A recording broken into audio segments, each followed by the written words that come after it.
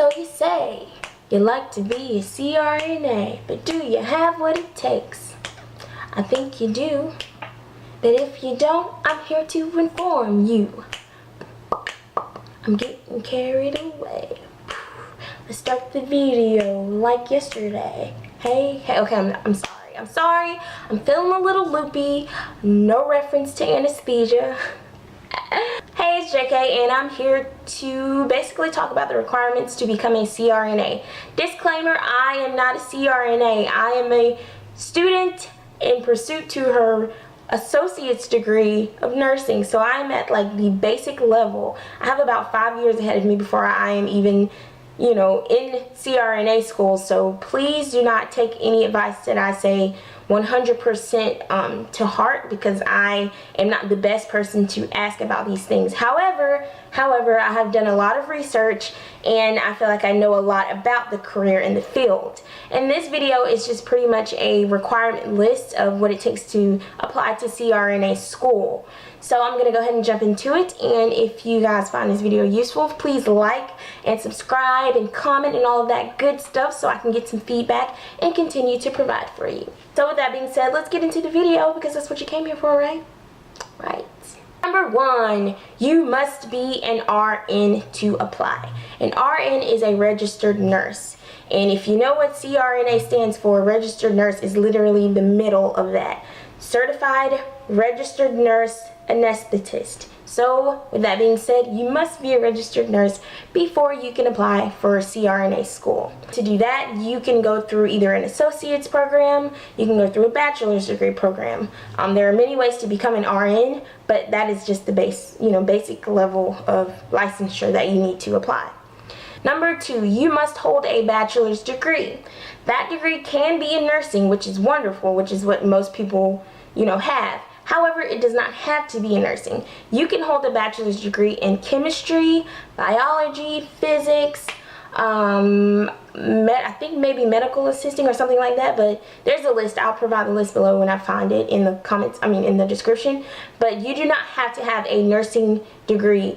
You don't have to have a BSN to apply for nursing school or for CRNA school, but you must be a registered nurse. That's why a lot of people take care of those in the same, because they get their license once they graduate with a bachelor's degree, but that's not the case in this situation. You can have either or.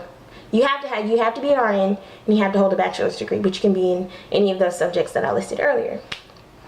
Next, you must have at least 1 to 2 years of critical care or acute care experience. That's ICU, ER, NICU, anything like that. You must have at least 1 to 2 years, and depending upon the school, that determines if you need 1 or 2 years. A lot of them are lenient more towards 2 years, because if you only have 1 year, if you only have 1 year of experience, half of that is not even technically experience, because you're still being trained.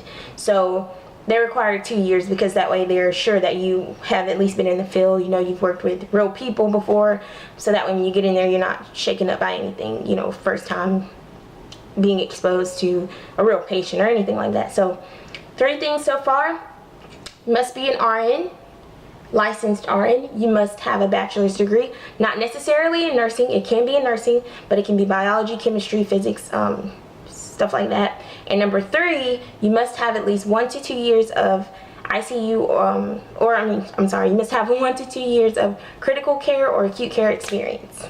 You will have to take a test, just like with all of the other nursing programs, before you get in there, there's the T's. Once you graduate nursing school, there's the NCLEX. And for the CRNA program, there is a test. I'm not exactly sure what it's called. I will link it below once I find it, but there is a test to officially become a CRNA. And once you finish that program, you have a master's degree. So that is a master's degree program. That's pretty much it for the requirements. Depending upon the state and exactly what level you're already at, there may be some kind of bridge program to where you may not have to have some of these requirements, but it's very rare, because 8 times out of 10, well, I'm going to say 9 times out of 10, you have to have those requirements to at least apply for CRNA school. And so if you have any more questions, or if there's anything I missed or did not hit on, please feel free to comment below. I will reply to them all because there's not very many most of the time. And if you have any suggestions or anything that I left out, please put that below. So thank you guys so much for tuning into my channel. Please like this video and all of my other videos if you can. Subscribe to my channel if you want to see more or hear more about this topic. And yeah, you guys have a wonderful day and keep going, because it's possible and it's closer than you think. Bye.